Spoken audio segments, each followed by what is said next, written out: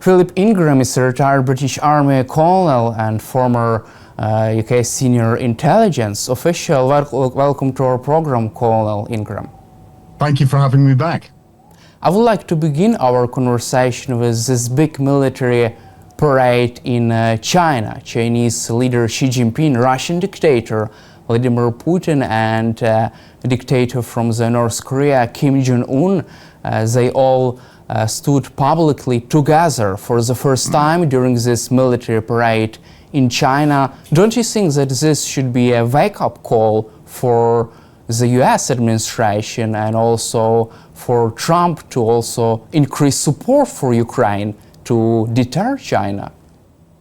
Very much so. I think it should be a wake-up call, not just for the US administration, but for every administration in the free world, because China was doing two things there. One, it was cementing the political its political position with bringing in other dictators around the world like Vladimir Putin, Kim Jong-un. And I thought it was very interesting to see Modi of India there, because China and India still have conflicts on the Himalayan Indian-Chinese border.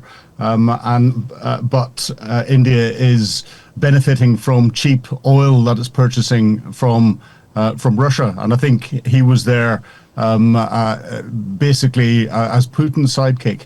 And of course you had Lukashenko from Belarus and a number of other dictators amongst the crowd. So that political affiliation was a very clear statement from Xi Jinping. And I think the optics showed Xi Jinping as the leader of that affiliation. And that's what he was trying to do. And he did that quite successfully. And then, of course, the military parade. And on the military parade, the huge amount of new military equipment showing that China is on and continuously on a huge modernization path and has got some of the most sophisticated looking weapons in the world.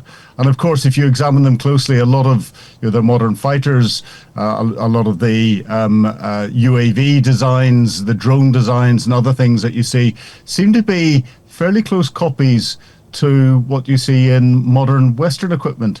And that's because the Chinese have stolen the plans, as they do with everything else.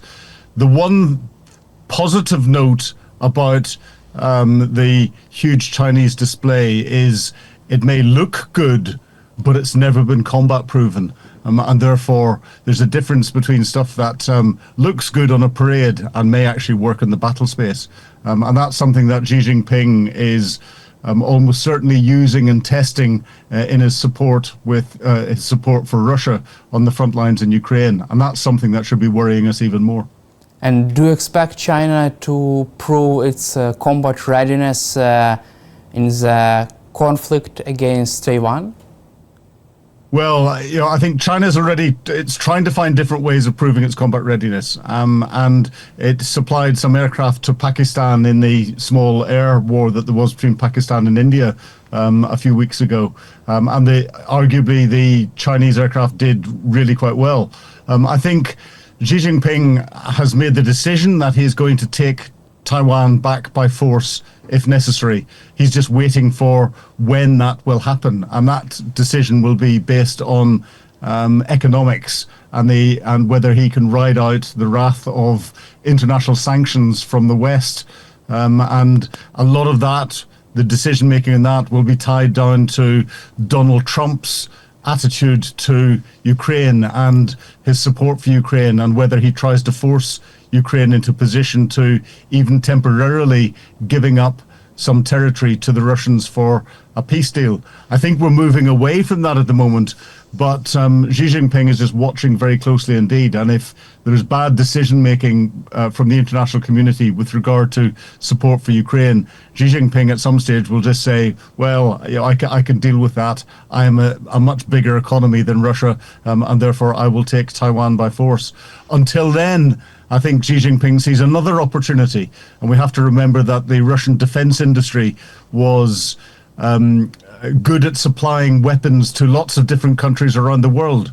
And I think what Ukraine has shown quite effectively on the front line is just how bad Russian equipment is. We see T-90 tanks, supposedly some of the most advanced tanks the Russians have, that they've been selling out to different countries around the world going into turret tossing whenever they're hit by anti-tank missiles supplied by the West to Ukraine. We see Russian S-400 air defense systems being easily taken out by Ukrainian attacks and therefore not proving as effective. And China sees an opportunity, I suspect, to take over the supply of weapons to those countries that would traditionally have gone to Russia. And that's something that I think will probably be worrying Vladimir Putin, unless Vladimir Putin is selling elements of his defense industry to China, which could be a possibility. Do you feel that this Chinese parade and new axis of evil is the biggest threat for the US leadership around the globe since the Cold War? I think the rise of China is the biggest threat to US leadership around the world, but it's also the threat to the Western way of life, the democratic way of life that we have. And what is worrying is not just the axis of evil coming together, and these are all global leaders who can think in multi-generational terms. They don't think in a democratic election 5 years or your presidential election or parliamentary election. They're dictators, and they're there for life, so they can move things very slowly. And they're underpinned by an economic grouping called BRICS, of which China sees itself as at the center of it, and Russia's part of it, India, Iran, South Africa, and a number of other countries. The difference between BRICS and other economic groupings that are out there is each member of BRICS is out for what they can get for themselves, whereas other economic alliances like the EU is a collective alliance where, yes, countries are trying to look after their own interests, but also they're trying to look after the collective interest. And therefore, I think when it comes to the ultimate push, China on paper will seem very, very strong. But then Russia on paper seemed very, very strong before its full-scale invasion of Ukraine. How that would turn out if it turned into a conflict situation. And of course, we've got rumors that Donald Trump is changing his Department of Defense, changing the name to the Department of War. That is a very clear statement, I think, to the likes of China, not to try and push them too hard. But we're almost at a tipping point. And that tipping point is China's economic power, China's military power, China's expansionism around the world, and its support for and support from other dictators. So I think we should be very worried. And there have been lots of discussions about the possibility of China going after Taiwan, but don't you think that such operation could turn out to be the same disaster as it was with Russia's aggression against Ukraine? Yeah, I agree. I think if China did go after Taiwan, if they didn't get the timings right, it could turn into a complete disaster. Taiwan has prepared some very significant defenses. It would not be an easy operation. China has built an awful lot of very specialist equipment that has got one role and one role only, and that is to take islands. In particular, I saw pictures over the last year of specialist barges that have got 100-meter ramps, and they can connect together, and they've got pylons that can be driven into the sand so that they can create floating harbours like the Mulberry harbours that were used during the Second World War as the Allies invaded Northwest Europe through Normandy.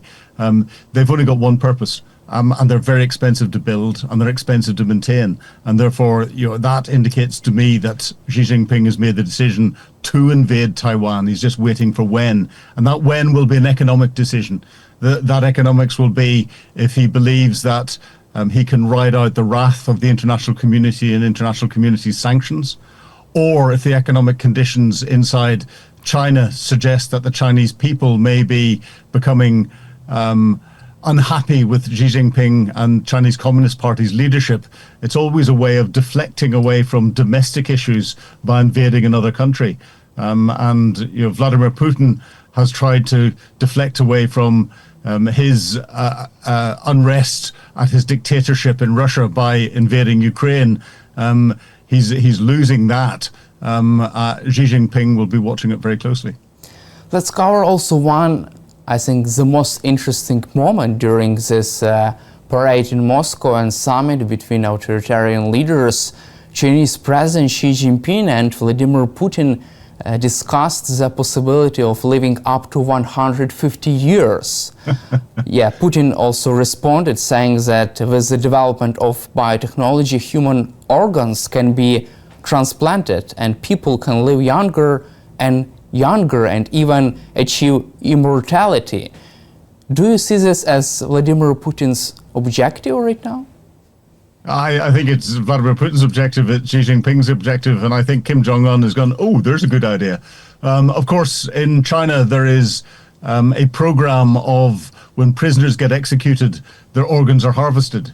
And therefore, I suspect that a lot of those organs will be transplanted into senior members of the Chinese Communist Party if they need organ transplants. Of course, we've had transplantation surgery for many, many years, and it is becoming increasingly successful. But whether it is at the point where it can be successful to give people life up to 150 years or not, I think that is ambitious. But it's certainly something that in the future, with the development in medical technologies, not just transplant, but gene editing and other medical advancements, I don't think we're long off been able to have people to do that. From my perspective, would you want to live to 150? And there are certain conditions that no matter how good your transplantation surgery is, no matter how good your gene editing capabilities are, or anything else, if you have problems within your brain and certain other organs, those are incurable. And we're a long way off, I think, 150 years as a lifespan. Also, do you see this as indications that Vladimir Putin is not ready to go somewhere and is not ready to depart from power, and he is looking at any kind of ways to prolong his life, not only physical life but also life at power?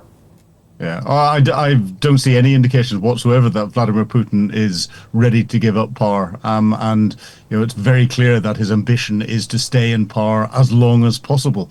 There was lots of rumors about him being extremely ill. There's no real evidence of that we've seen.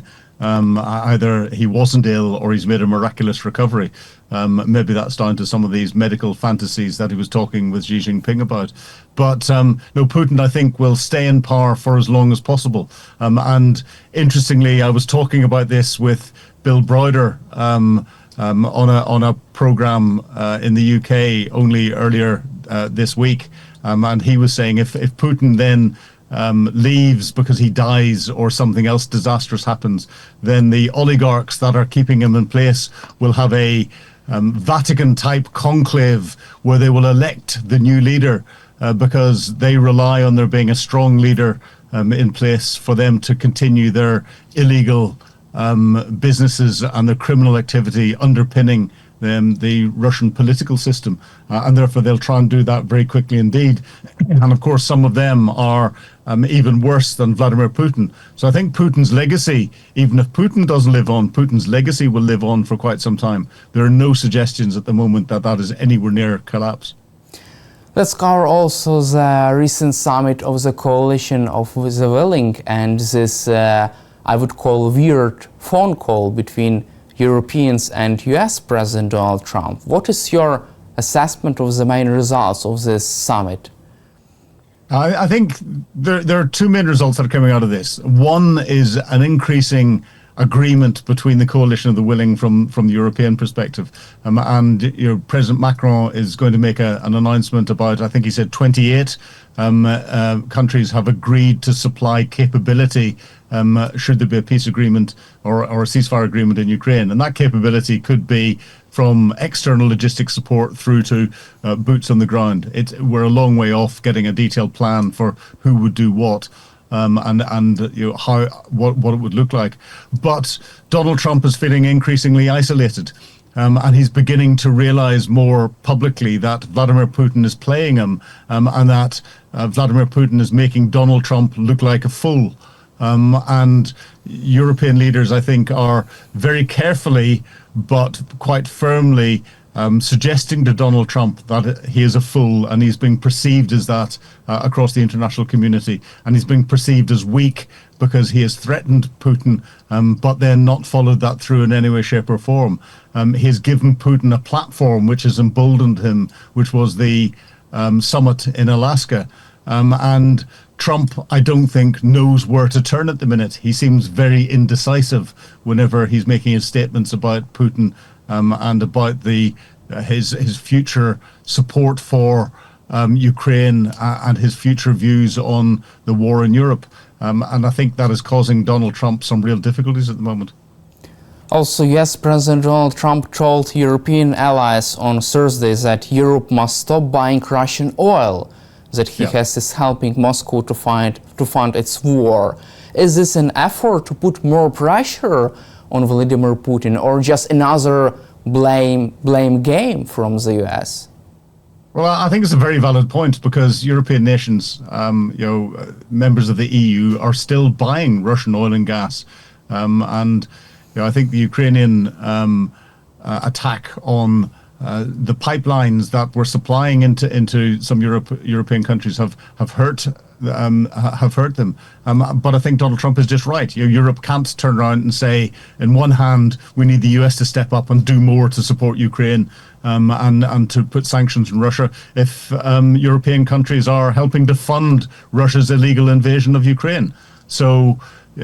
But it also allows Donald Trump to deflect a little bit of his decision making, and therefore blame Europe for not giving the support that it is asking the United States to do, and therefore to put off his decision making a little bit and say he's trying to balance off what he needs to do with what Europe is doing and what Russia is doing. So Europe needs to step up and stop purchasing any oil and gas products from Russia. It needs to step up its sanctions against the Russian shadow fleet. It needs to step up its sanctions against countries that are buying Russian oil and gas products and buying other products. And it needs to start sanctions against countries that are supplying components, whether they be weapons components or what are classed as dual-use components, civilian items that can be used for military purposes, to Russia.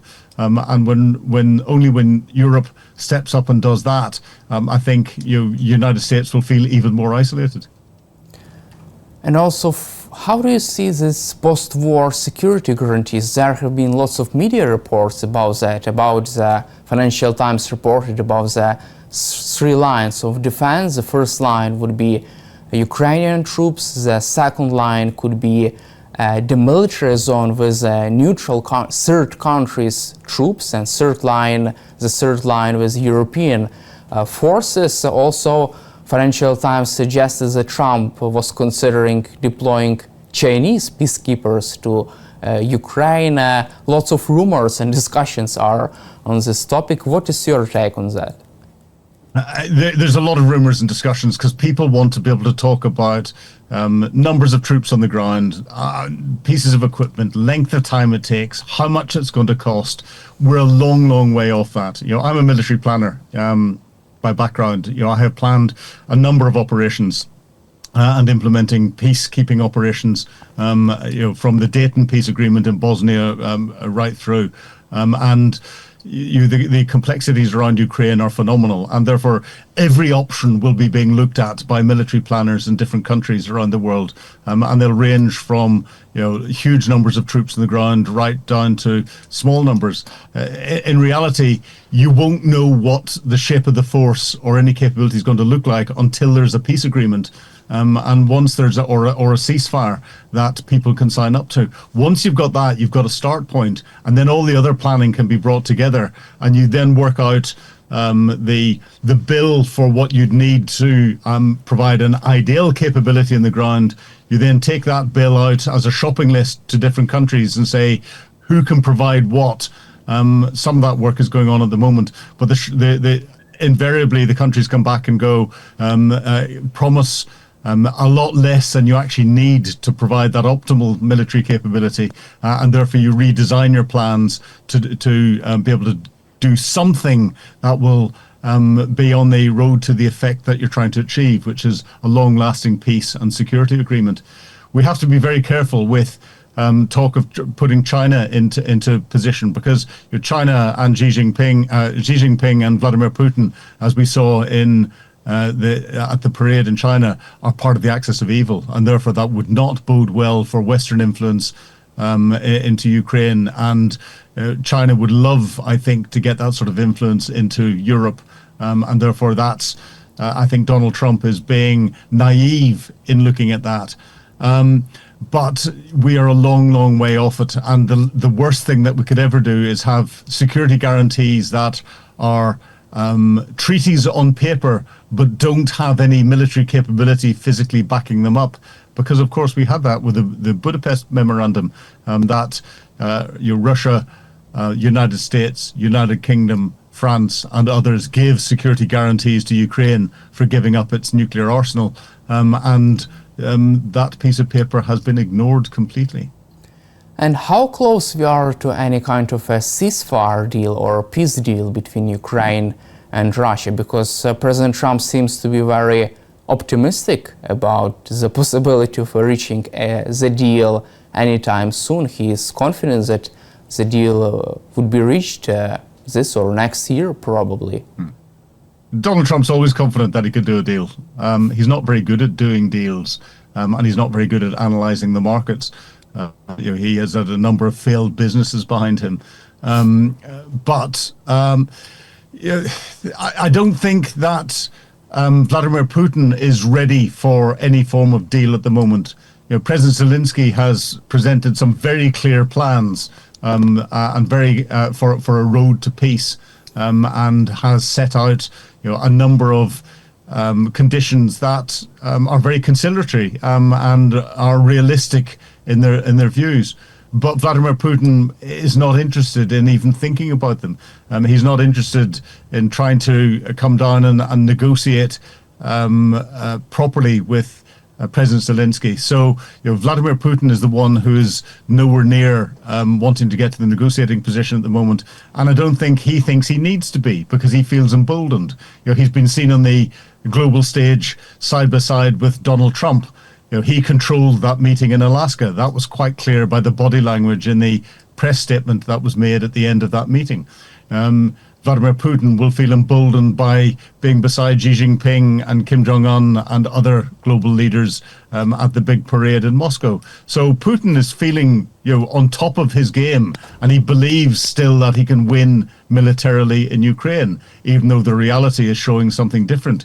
But I think Ukraine's tactics of attacking Russia's ability to continue to fund the war by attacking the oil and gas processing infrastructure, attacking railway hubs, logistic hubs, command and control centers, audacious attacks like Operation Spider's Web against Russian strategic military capability, is beginning to hurt Russia. But the one that's hurting Russia most is the oil and gas infrastructure, where the average Russians are now having greater and greater difficulty in getting access to fuel for their vehicles. And it's interesting that both Moscow and St. Petersburg are being protected because of the Moscow and St. Petersburg bubbles that are needed, because the one thing that Vladimir Putin fears most is the Russian people rising up. He can control the number of people he needs to recruit to put onto the front lines. He can control the outer reaches of Russia. He can control what his oligarchs are doing. He can control what his military is doing. He's got control over the international community in many ways through Donald Trump. But what he can't control are the Russian people if they start to rise up against him. There's no indication of that at the moment, but that could happen very quickly if there's growing unrest. Thank you, Colonel Ingram, for your time and for your support for Ukraine, and glory to Ukraine. Thank you very much indeed. Slava Ukraini. Heroям слава. Thank you very much. Thank you.